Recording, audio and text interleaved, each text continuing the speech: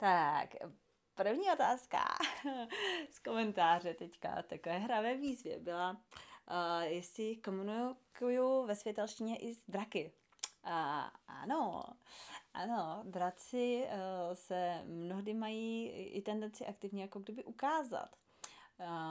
V okamžiku, kdy se víc potřebujeme propojit v uvozovkách s tou hrubohmotnější sílou. Draci mají samozřejmě kteří, ale je tam velice intenzivní komunikace právě s jádrem naší planety a draci jsou super. Ale já jsem říkala, že pošlu ve světelštině, takže chcete draky, tak můžeme, když on je i ten rok toho draka, takže pojďme se spojit s dračí energií.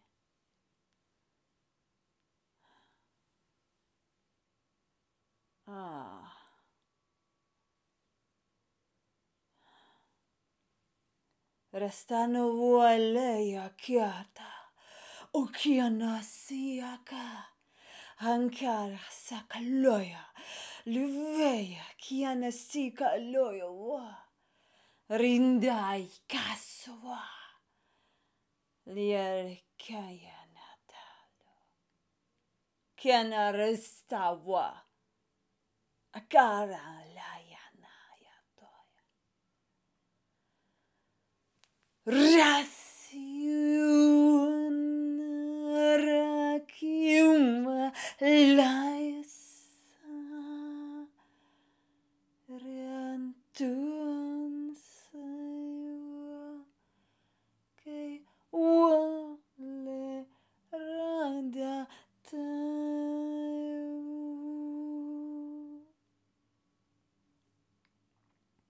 Pokud vnímáš, že tě brzdí nějaký strach, tak se na to v uvozovkách vyser, protože tak malé věci, jako jsou strachy, tady brání těm nádherným, velkým, ryzím, silným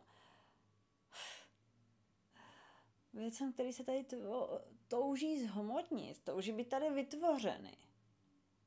A to je nádherná, precizní tvorba, která tady čeká a má teďka velikou podporu.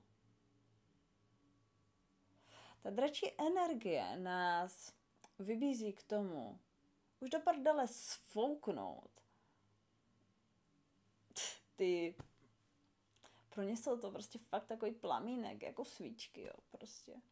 Je to nějaká malichernost, které my se ale jako držíme úplně z takových jako důvodů. Je to prostě jako když si nasadíte na oči nějaký stínový brýle a přesně prostě nevidíte, jo. A kvůli tomu, že přesně nevidíte, si vůbec nejdete tam, kam jako můžete. Přitom už to, když byste jenom jako odložili ty brýle a k tomu ještě zavřeli oči a uvolnili se do toho vnímání těma dalšíma smyslama, tak budete moci úplně nahmatat to, co tam na vás čeká, to, co se tady touží skrze vás projevit. A ti draci nás k tomu dneska a ten rok obzvlášť úplně tak jako volají nás k tomu. Posilují nás k tomu. A sakra už chcou, ať opravdu se na to vykašlem, na nějaký schovávání se tady za blbostma. A jo, můžeme si říct, ta blbost může být prostě těžká rodová linie, která je zanesená. OK, tak možná to není blbost. Ale furt je to malá, opravdu je to malá věc oproti tomu, co tady jsme jako kdyby přišli tvořit.